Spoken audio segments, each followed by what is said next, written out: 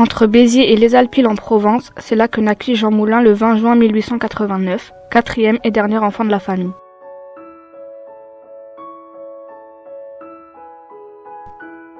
La famille Moulin habitait dans un appartement neuf et clair. À l'école, Jean était plutôt espiègle et taquin, tandis que chez lui c'était l'inverse. Il se contentait de ce qu'on pouvait lui donner.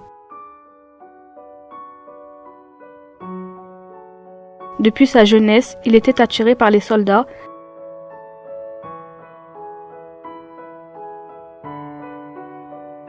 Jean a suivi une scolarité plutôt classique. Jean aimait surtout l'art plastique, le dessin, contrairement aux autres matières. Et manifeste un don remarquable.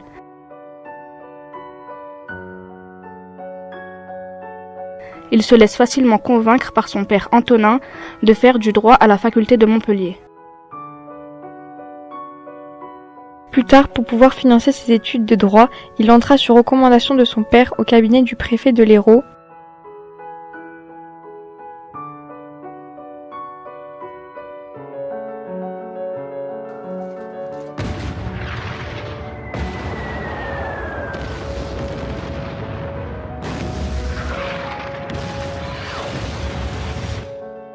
En 1914, quand la Première Guerre mondiale éclate, Jean Moulin a 15 ans.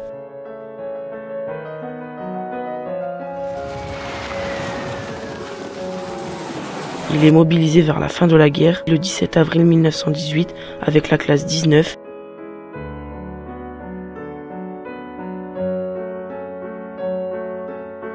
Il est affecté au 2e génie de Montpellier.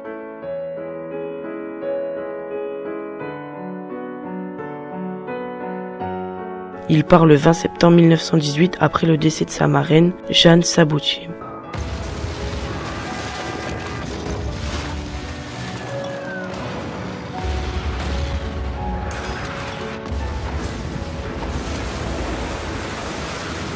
Il est mobilisé dans les Vosges, au nord-est. Jean Moulin est de retour à Verdun le 1er septembre, puis à Châlons-sur-Marne le 7 et mobilisé en tant que secrétaire. Il est démobilisé le 16 septembre 1919. Le 4 novembre 1919, Jean Moulin reprend ses fonctions à la préfecture.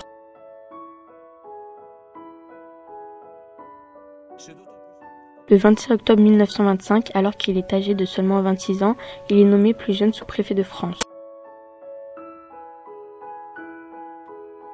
Il est nommé préfet de l'Aveyron le 26 janvier 1937. Il a commencé son travail de préfet le 20 mars. Jean Moulin a été préfet de l'Aveyron de 1937 à 1939.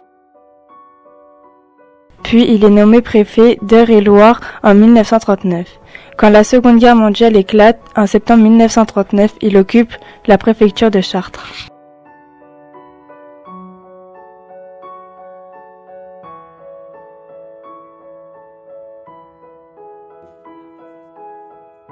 Son premier acte de résistance a été réalisé à Chartres le 17 juin 1940.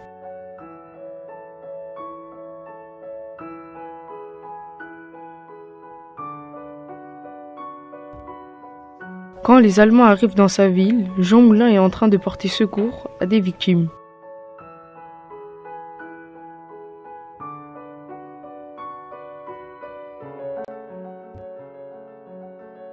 Les Allemands lui ordonnent de signer un papier. Il refuse de signer le document rédigé par les Allemands, accusant à tort les troupes sénégalaises de l'armée française de massacres sur les populations civiles.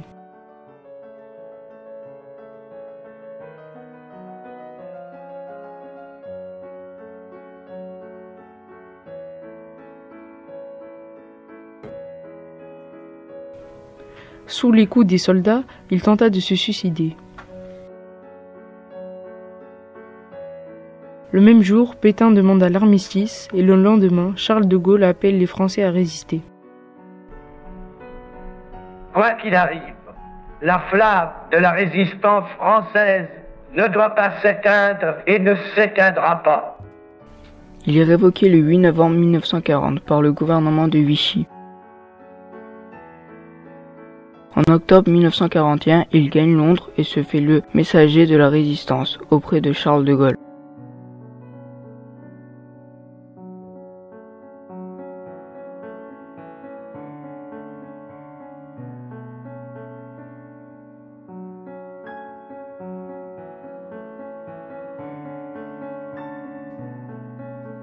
Jean Moulin a pour objectif de rencontrer le général de Gaulle.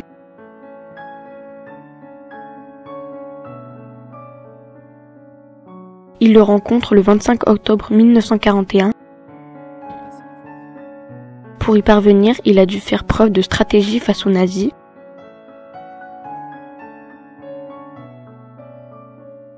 Pour rejoindre Londres, il a dû trouver un faux nom, Joseph Mercier.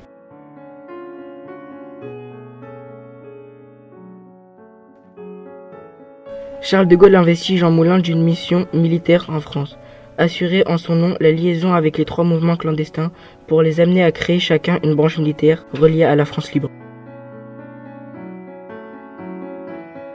Après avoir rencontré de Gaulle, il rentra à Paris. 15 jours plus tard, il rencontra Pierre Meunier à qui il demanda de contacter les groupuscules de résistants de la capitale.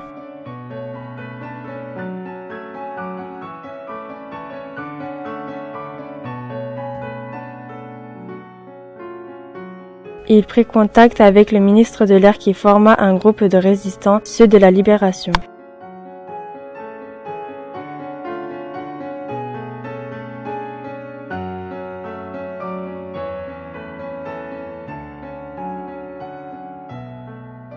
Le 1er janvier 1942, Jean Moulin, Raymond Fassin et Hervé Monjaret sont parachutés dans les Alpiers, envoyés par le général de Gaulle. Jean Moulin saute en premier, vers 4 heures du matin. Les Alpiers se situent dans le département des Bouches-du-Rhône, au nord de Marseille.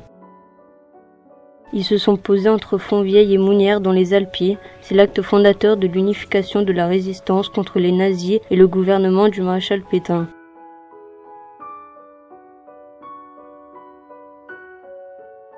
Jean souhaitait être parachuté près de Saint-Ondiol à proximité de Saint-Rémy de Provence, son village d'origine.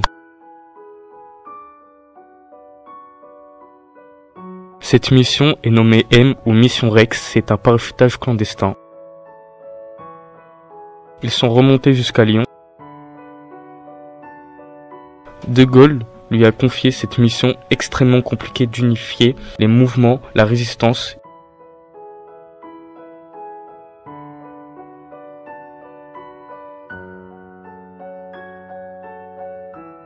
La mission Rex consiste à unir les 3 principaux mouvements de résistants français pour les rendre plus efficaces. Les 3 grands mouvements sont le combat, le franc-tireur et la libération. De retour à Londres, installé à Lyon, Jean Moulin rencontre les journalistes des grands journaux résistants comme Georges Bidault, chef du combat, ou Raymond Aubrac, au service de la libération. Il se rend ensuite à Paris.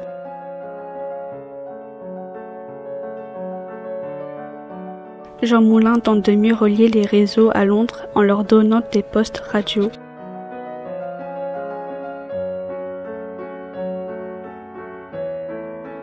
Il coordonne aussi les parachutages d'armes.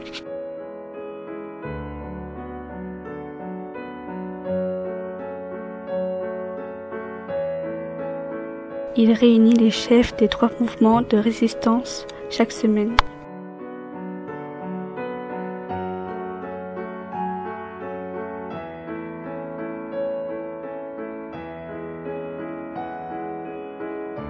Pour se protéger, Jean Moulin se crée une couverture.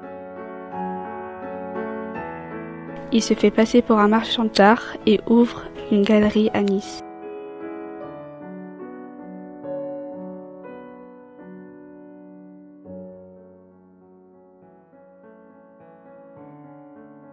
En mai 1942, Georges Hilaire, ministre de Pétain, convoque Jean Moulin pour lui proposer un poste. Jean Moulin refuse. Je désapprouve formellement la politique du gouvernement actuel. Il m'est impossible de le servir. Le 26 janvier 1943, le mouvement uni de la résistance est créé. Jean Moulin a réussi sa mission Rex, un an après son parachutage dans les Alpilles.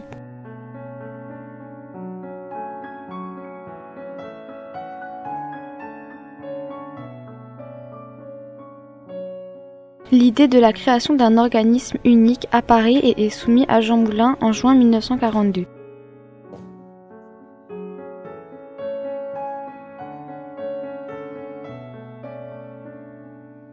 Mais il est tout d'abord opposé à cette idée car il consacre toute son énergie auprès des chefs de mouvement pour réaliser leur union derrière le général de Gaulle. Le 14 décembre, il envoie un message au général de Gaulle lui proposant de créer un conseil de la résistance.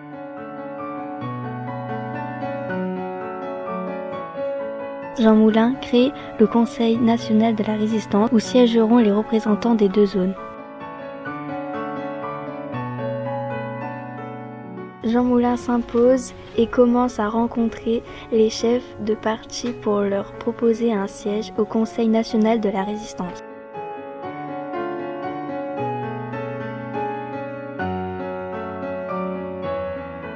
Le 8 mai 1943, Jean Moulin envoie un message au général de Gaulle annonçant la création du Conseil national de la résistance. Jean Moulin en est donc le chef.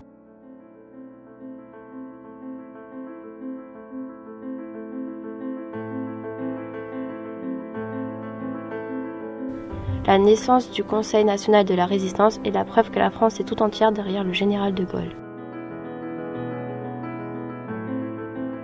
Le 27 mai 1943 a lieu la première réunion du CNR.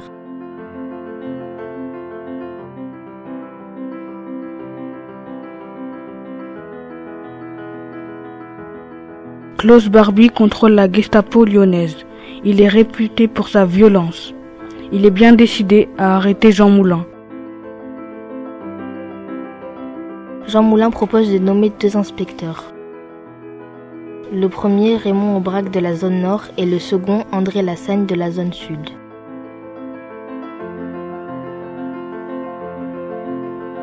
Tous deux organisent la réunion en fin d'après-midi.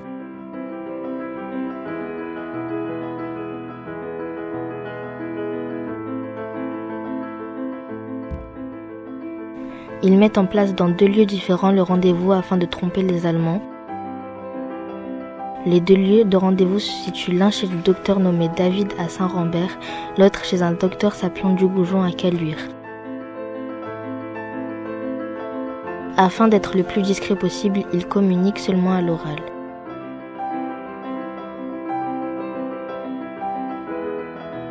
Le 21 juin 1943, aux alentours de 15h, la Gestapo encercle la maison du docteur Dugoujon. Ce rendez-vous avait finalement été fait à Caluire.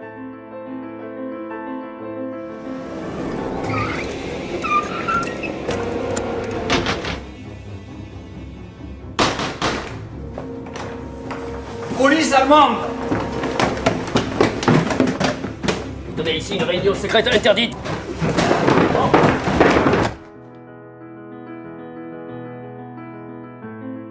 La majorité des personnes se trouvant dans la maison se sont fait arrêter, mais cependant deux d'entre eux étaient arrivés en retard au rendez-vous. Ils auraient potentiellement pu voir la Gestapo arriver.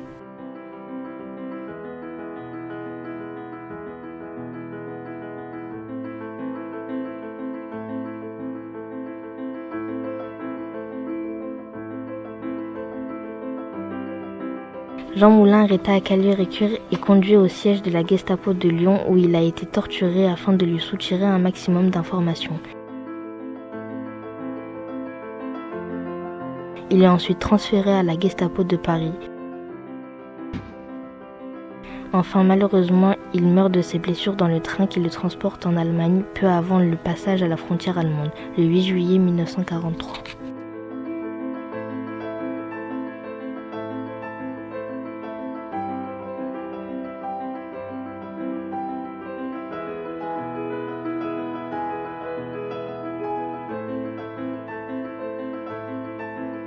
Daniel Cordier est né le 10 août 1920.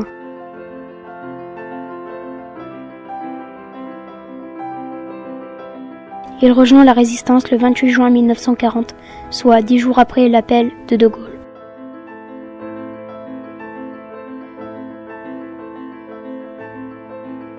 Quand il était dans la résistance, il faisait du sabotage radio et aussi des atterrissages et parachutage d'armes. Daniel Cordier rencontre Jean Moulin le 21 juin 1943.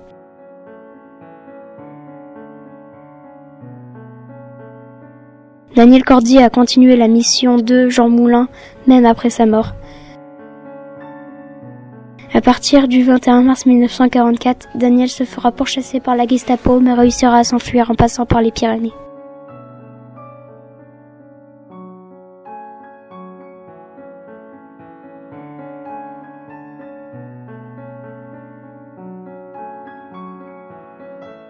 Raymond Aubrac est né le 31 juillet 1914 à Vesoul. En effectuant son service militaire à Strasbourg, il rencontre Lucie Bernard et Lucie Résistante, deviendra sa femme en décembre 1939.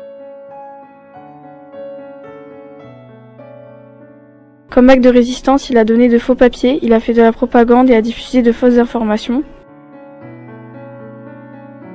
Lors d'une réunion, ses camarades Jean Moulin et lui sont dénoncés et arrêtés.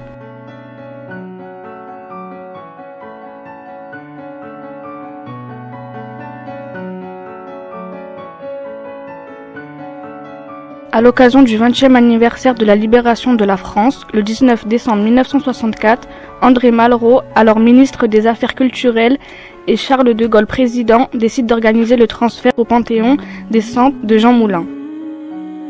La nation rend ainsi hommage à ce résistant de la première heure, mort sous la torture sans avoir parlé.